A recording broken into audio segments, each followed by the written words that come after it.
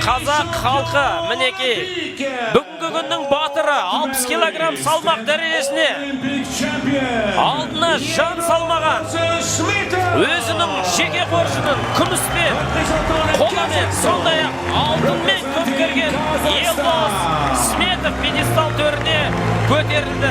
Алтын медаль қазақ еліне келетін болды. Құрметті қазақ халқы мінеки.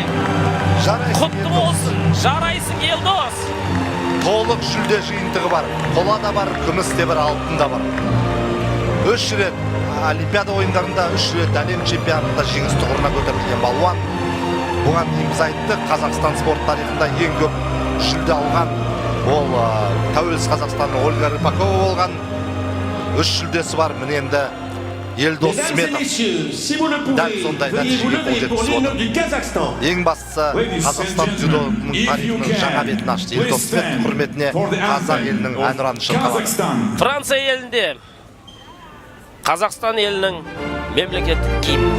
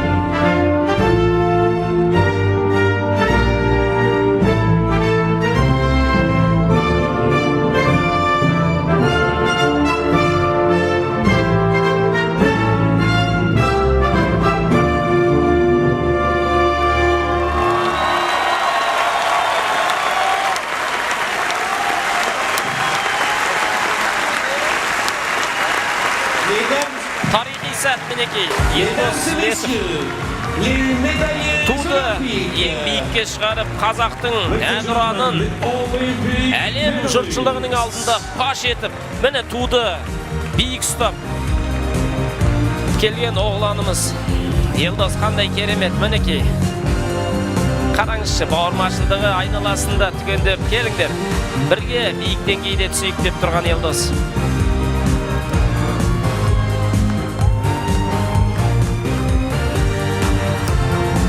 Бүгін әлем Қазақстан деп жазуда. Бүкіл дзюдошылар енді Елдостың жүрген жолы білесіздер. Сынау 2010 жылы әлем чемпионатын жастар арасында ұтқаннан бүгін 2024 жыл 14 жыл әлемдік деңгейде